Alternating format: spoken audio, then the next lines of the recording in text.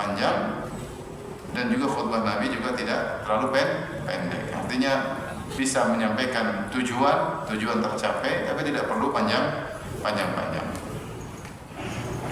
Ini adalah sunnah Nabi Shallallahu Alaihi Wasallam.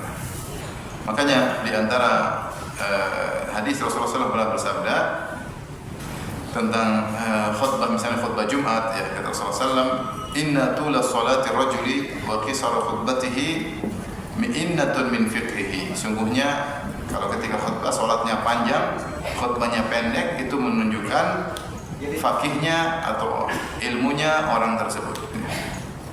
Maka kalau seorang dia khatib, dia ahli, dia pintar, dia pasti khutbahnya tidak panjang-panjang, tetapi padat, ringkas, padat, mencapai tujuan, dan dia panjangkan dalam sholatnya. Tentu tidak panjang sekali, tapi maksudnya jangan sampai terbalik, sholatnya pendek, inna a'tainakal kautsar sama qul huwallahu ahad, khutbahnya satu jam. Ini kebalik.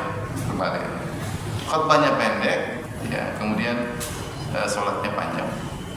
Dan kalau khutbah pendek, maka jemaah bisa lebih fokus. Kalau jemaah tidak fokus, terlalu panjang, bingung, ya, akhirnya datang sakinah, ketenangan, akhirnya tidur. Makanya kalau kita khutbah, berusaha jamaah sebelum mau tidur sudah selesai khutbahnya. Jadi sudah baru mau tidur sudah selesai khutbahnya. Karena kemampuan manusia untuk fokus semakin berkurang sekarang.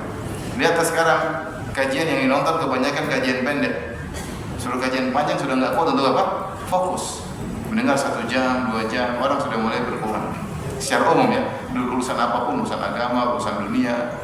Karena kemampuan orang untuk fokus semakin berkurang, apalagi di sana banyak alternatif kajian yang pendek, sehingga mereka lebih senang, ya, pendek-pendek, tidak terlalu berpikir keras, langsung pada tujuannya.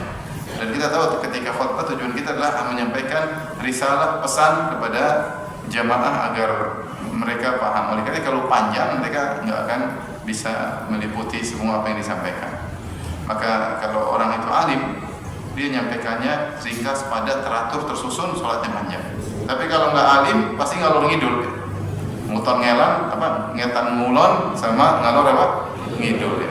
Panjang kali lebar, sana ngomong, sini ngomong, ini ngomong apa maksudnya, ya. Akhirnya para jemaah lama-lama pun ngantuk, ya, akhirnya tertidur, apalagi khutbah Jumat, ya. Khutbah Jumat itu lagi capek-capek, lagi lapar-lapar, dengar khutbah, ruangan ber-AC, selesai.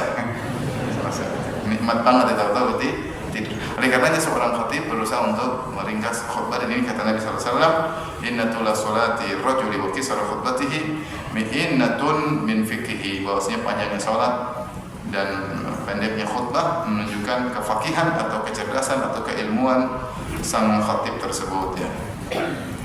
Dan juga kita harus perhatian tentang masalah bosan atau tidak, ya. Ya. Kalau terlalu panjang orang bosan mendengarnya. Mungkin dia fokus 10 menit, berikutnya udah mulai bosan, mulai akhirnya lemah. Oleh karenanya